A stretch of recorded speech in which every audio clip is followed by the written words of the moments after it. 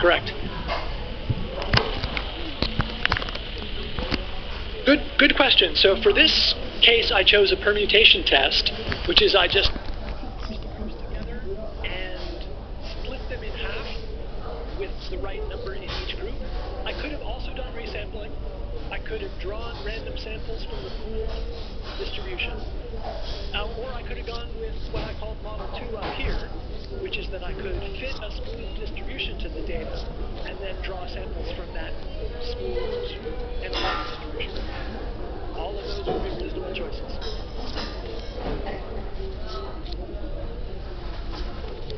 Okay. I will run the last test. Differences in birth weights. Now notice that I've already got diff means per mu. So I've got this object that knows how to test this hypothesis.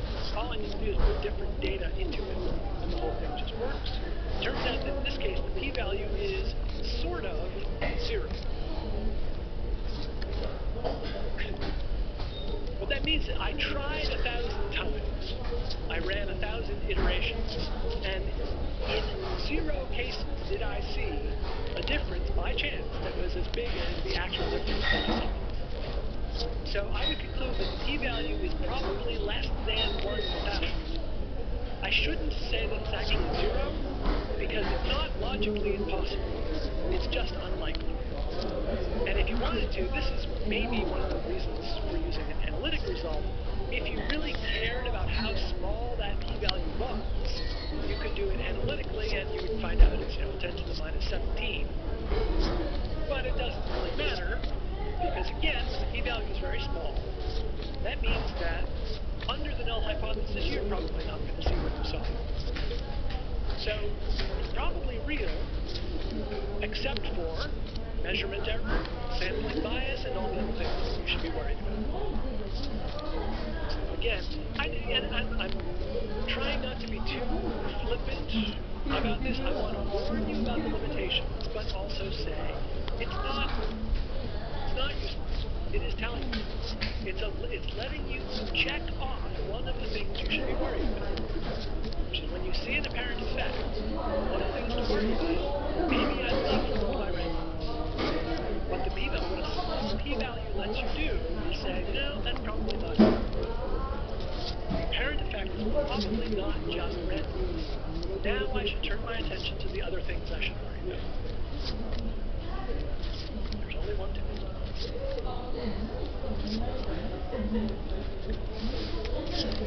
And again, I just want to mention that the hypothesis framework, I'm doing the same thing again.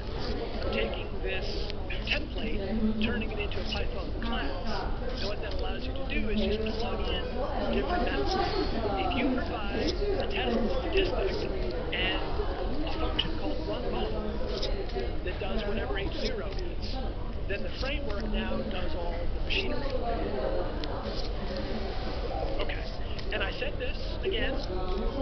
The null hypothesis significance testing rules out one possible model, but don't forget the others.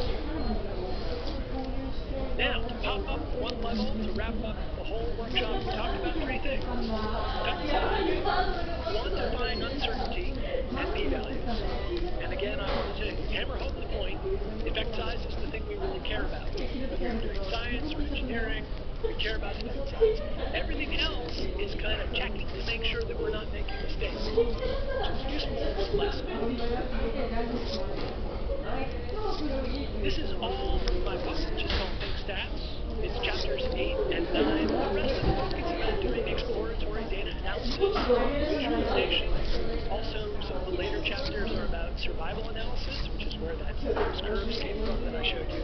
It's published by O'Reilly, but also a free version is at thinkstatstool.com to the 2nd edition. So if you would like to follow up on anything we did today, that's the place to go. The other thing I should acknowledge is that I'm not the only crazy person talking about some of the issues that I talked about today. So what you heard is a little bit of a different approach to stats, but it's coming partly from a movement that's called statistics, and it is focused on exactly what we've been talking about. Tell me about effect size, quantify uncertainty, check to make sure we're not being fooled by randomness. And then last thing, there are 4 ways to get in touch with me if you want to follow up.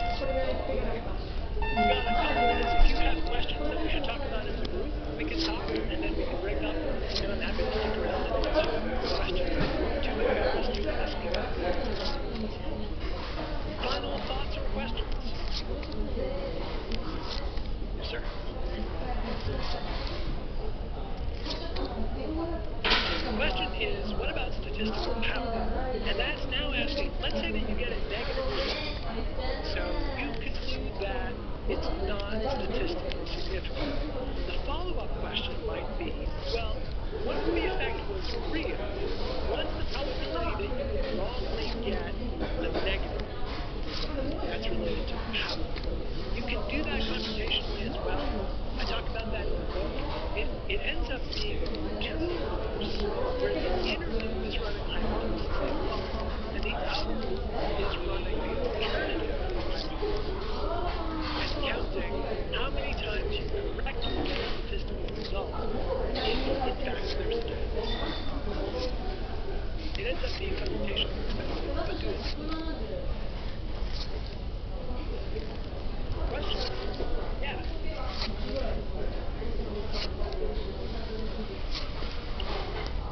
Great question. So the question is, I did lots of examples of two groups. What if you have more than two groups? Kind of related to what we were talking about with test statistics. You have to somehow boil that down to a single number that measures how big differences are that you saw. And there are a bunch of ways to do that, but you could compute all the pairwise differences and then take the mean or maximum of those. Some way of quantifying how different is what you saw from what you would expect by chance. And again, you've got some choices there, but any reasonable choice should get you a p-value. And again, we really only care about the order of magnitude of the p-value. If it's really small, that tells us something. If it's really big, that tells us something. If it's between 1 and 10%, it's borderline, and we probably need to do more work.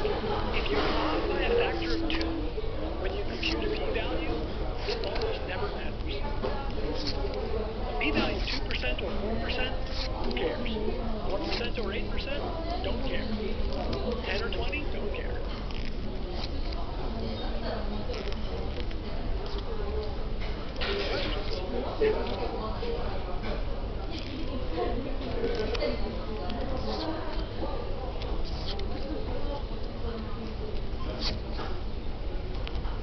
Yes, great question. This extends very naturally to that, which is, let's say you have two groups that are different, and then you intervene.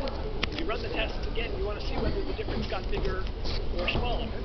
So again, you just need to pick a test statistic that quantifies what you care about.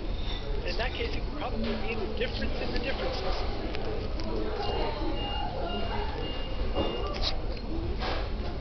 Yeah, going back.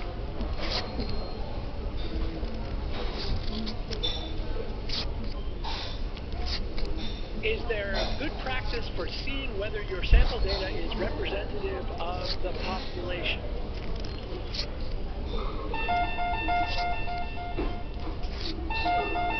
It's hard. I think that the only methods that I'm familiar with, and this is getting outside of my expertise, there are people who design large-scale representative surveys, and they're really good at it, and they have a lot of good practice. I don't know a ton about it. One of the methods, though, is to do two different methodologies and look for the differences between them. And often it's doing a relatively small but very expensive careful study, and then a larger but less expensive study, and that will give you a sense of how much you're losing by doing the less expensive methodology. Yeah. Are there statistical software packages that are built around this framework? You know, I don't really know. I haven't used them. Partly for teaching purposes, I wanted to show it. So I haven't used packages. But resampling methods and bootstrap methods have been around a long time. They've definitely been coded up. I'm sure they're out there, but I just don't know. They're often so simple to implement that people just ignore them. Yes.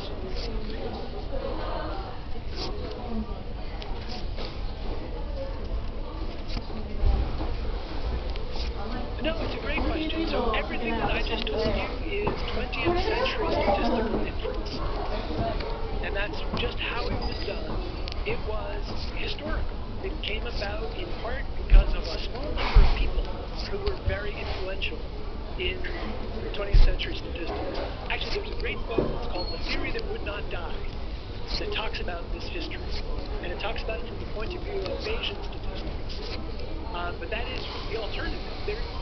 You asked, is there only one framework? And the answer is no, there are at least two. And the other one is Bayesian. And for that, I recommend Think Bayes, which is my book. That's also me.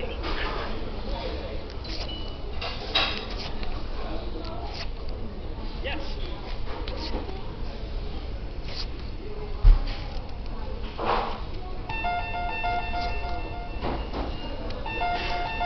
Yes. So the question is, what if it's too expensive for the resample to be the same size as the original? One possibility would be to choose the biggest size that's practical. And if you're doing that, you are being more pessimistic than necessary. So in other words, that's going to give you an upper bound of uncertainty. Because your sensitivity is actually bigger than that, your actual confidence interval is smaller than what you estimate. And that is probably good enough, because what you find out, so you're going to make a pessimistic assumption, you're going to get a confidence interval that is bigger than it really should be. And if it's still small enough that you don't care, then you should definitely turn your attention to other sources of error.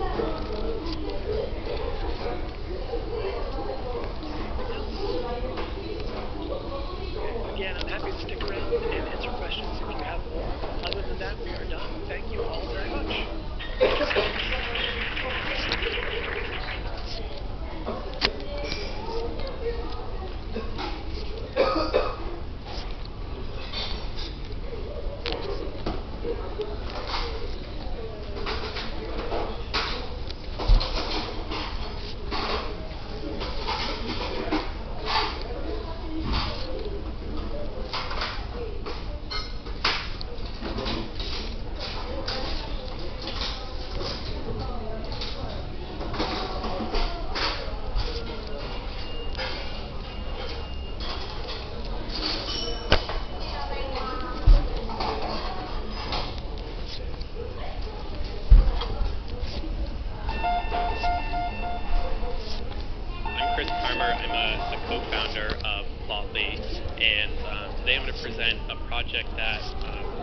Released 3 weeks ago that's called Dash. And it's a framework for building web applications in pure Python, so no JavaScript required. Thanks. So I'll start by just showing what Dash apps look like. Dash apps are web applications, so you view them entirely in your web browser. This is a really simple Dash application. It's written in maybe, I think, around 100 lines of code. It shows in this drop-down all these different stock tickers, and as you select a stock ticker, the application updates with a graph of that stock over time. And as I select a value in this drop-down, Dash is calling my own Python code. It's running this computation, and then it's sending that graph back up to the web browser where it's viewed by the user. This is another example of a Dash app. In this example, as I hover over values in this scatter plot, some meta information about the molecule that I'm hovering over gets updated in the left. I'm showing an image and a link to more info about that molecule. There's this drop down above the graph, and as I select different values in here, my graph updates that highlights those points inside the scatter plot. And below, all of the molecules that I've selected in the drop-down are displayed. There's these radio buttons above the graph that allow me to view this data in a couple different ways. As a 3D chart, zoom in, pan around, or it's a 2D histogram. I wrote this entire application just in Python. I didn't have to write any JavaScript or any HTML or any CSS to write this. And all of the interactivity of the application is totally customized. So I'm hovering over values inside this application. The currently selected point that I'm hovering over gets passed into the back end of my Dash application. I'm looking up that point inside the pandas data frame, finding some information about it, and returning it back to the user interface where I'm updating either the chart or this metadata on the left. So Dash is really cool because you can build these really custom user interfaces in it. Dash doesn't make any assumptions about the format of your data or what your application should look like. This whole application was written in, I think, around 300 lines of code, all Python, a single file. This is another example of a Dash app. It's formatted to look more like a dashboard. And so as I hover over points inside this map on the left, my application code is getting called with the currently selected value that I'm hovering over. It's looking up that data in a pandas data frame and pulling out a time series. As I hover over points, this time series on the right gets updated. All of these graphs are controlled by this set of inputs above. There's a slider that controls the number of years that I'm looking at. There are these drop-downs that select different filters of my data. And all of these filters and all of these inputs are composed together, and they're used to update the underlying data analysis code that Dash is running inside this example. This example is written in around 400 lines of code, all Python. You can build all types of applications in Dash. Dash isn't just for building a traditional dashboard like we just saw. This is an example of a Dash app that's formatted to look like a report. So I've got these nice full bleed charts that span the whole web page. There's markdown text that I'm writing in here. This is a reproduction of the New York Times original. Just recreating that New York Times article in pure Python, seeing what it would take. And this application is maybe around 400 lines of code because there's a lot of copy in here, there's a lot of text included in this application. You can, since Dash is,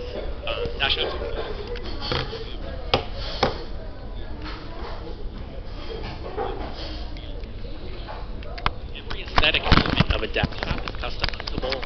The colors, the positioning of elements, the fonts. And so this is an example of a Dash app that we made for one of our clients that's formatted to look like a report. And it looks just like a PDF report that you might get, except that you view it in the web browser. So these graphs are now interactive. And these tables that you're viewing were generated from data. They were generated from pandas data frames. So if the underlying data changes, then these graphs would update, and these tables would update as well. And then there's this print PDF button that uses the power of Chrome's incredible PDF generator to generate a really nice, high-quality PDF of this application. So this is a pretty technical crowd, so I thought I would just kind of do a little tutorial about how to build Dash app. So for the next about 10-15 minutes, we're going to create this Dash application. It's a few hundred lines of code. And there's a few different elements here. There's this graph on the left that's interactive. As I hover over values in the graph on the left, the graphs on the right update with a time series at the point that I'm hovering over. There are these drop-downs that update what data I'm plotting on the y-axis. And these radio buttons that update whether I'm looking at this data in linear or log format.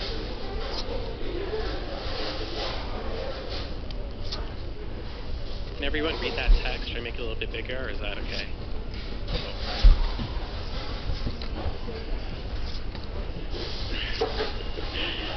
So there's two parts of Dash applications. The first part describes what the application looks like, and that's called like the layout of the app. So this is a really simple app. We've got these three components. There's this header element, H1.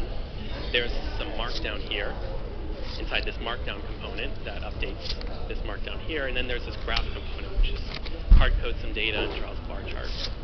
So Dash comes with these two component libraries.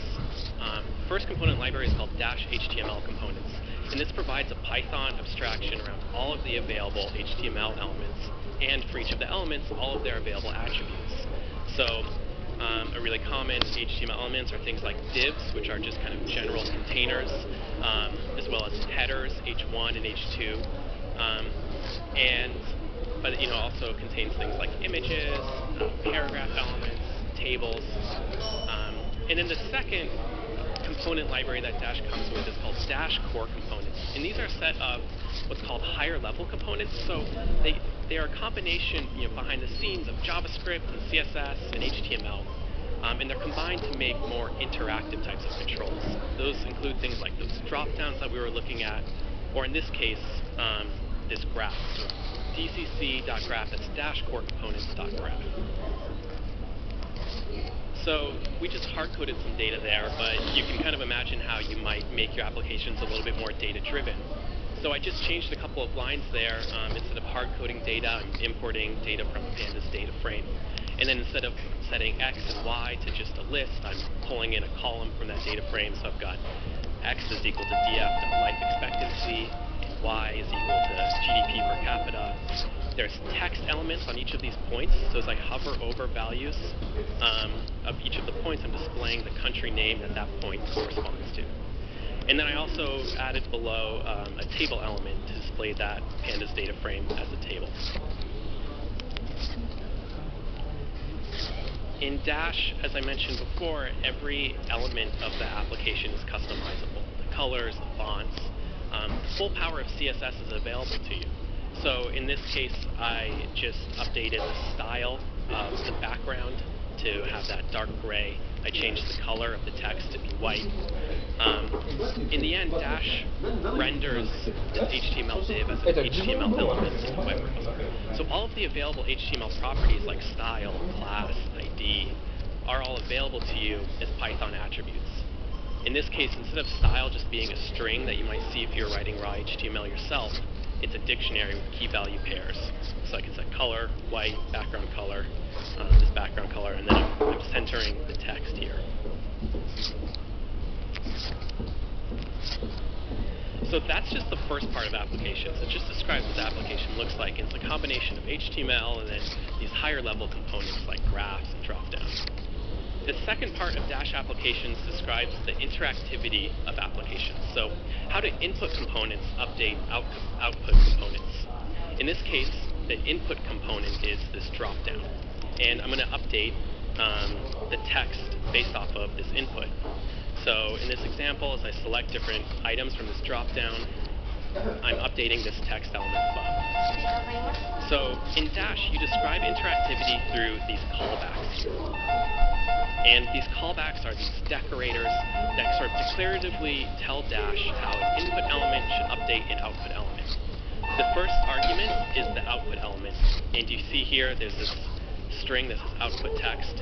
That corresponds to an ID in the layout called output text. So this decorator here says, whenever an input component with the ID my dropdown widget, which is described above my dropdown widget, whenever its value property changes, and value is the currently selected value of this dropdown, whenever that property changes, call the function that this decorator is wrapping, is decorating, and call this function with the new currently selected value.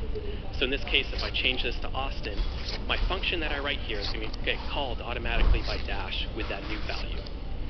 And then Dash expects that the value that you're returning is in the right format, and it's going to take that value and it's going to update another property of my Dash application. In this case, it's going to update the children property of my div. So all I'm doing here is I'm getting the new value that's selected in this dropdown, formatting it in this string, and then I'm updating that text element. So you can imagine how you might make these applications a little bit more data-driven. In this case, I'm going to pull in that data set that we were looking at before to Pandas, and instead of just displaying a simple text of the currently selected value, I'm going to run some computations based off of that value. So this dropdown is a list of all the countries that are available inside my data frame. I've dynamically updated the options in my dropdown based off of the unique values in my Pandas data frame. So this is kind of the really cool thing about writing all of your markup in Python, is that you can dynamically update your markup with values in your Python context. In this case, we've got this drop-down, it's got hundreds of countries, and we're just dynamically updating it. If the underlying data changed, then the underlying data available options in this drop-down would change as well. And then I changed the function a little bit to run a computation. I'm taking the currently selected country, and here inside this, I'm filtering the data frame to just return the rows that correspond to that country, and then I'm computing the mean based off of that subset of the data frame, and I'm computing the mean of the GDP per capita. So as I change values inside this drop-down, my function is getting automatically called by Dash. It's computing the statistic, and it's returning that statistic to the web browser. This is a pretty simple example. We're just updating a text element. But let's instead change that drop-down to a slider, and let's change that text element to a graph. So in this case, we have this DCC.slider, which is the Dash component slider component, and we've got this graph component above. And as I select different values inside the slider, my function is getting called automatically. I'm filtering the data of my data frame based off of that currently selected year, and then I'm drawing a scatter plot based off of that filtered data, setting the X data to GDP per capita and the Y data to the filtered data frame of life expectancy. So this is just one input element updating one output element. In many cases, we have many parameters inside our data analytics code, and we may want to set multiple inputs to update a single output. So in this case, I have 2 drop-downs, 2 radio items, and a slider. We've got 5 inputs. And I'm just expanding my callback decorator here to include all of these inputs that are displayed on the page. So whenever I change any of these elements, whenever I select a new value inside a drop-down, Dash is going to collect all of the currently selected values of all of the inputs that I've selected, and it's going to pass that in as positional arguments to the function that I've decorated, and then I'm free to do whatever I want with it. In this case, I'm going to filter my data frame based off of those values, and I'm going to return a new figure property based off of that filtered data. If I select linear or log, I'm going to change the axis type. So this is kind of one of the cool things about Dash, is that even though one input is changing at a time, not all these inputs are changing, only one input's changing at a time, but Dash does all of the work to collect all of the currently selected values of all of the inputs and make them available to you. So you can write these functions, and you know that the variables that you're getting inside your function represent the current state of the application. This is just one output element with 5 input elements. And if you wanted to have multiple outputs, you just write multiple functions with different decorators, and that example can be pretty easily extended to this, where we have the same number of input elements, 2 drop-downs, 2 radio items, and a slider, but we're updating 3 graphs based off of it, so we have 3 different functions that we're decorating. The graph here is itself an input element. As I hover over values inside this graph, it's calling the other decorators to update the time series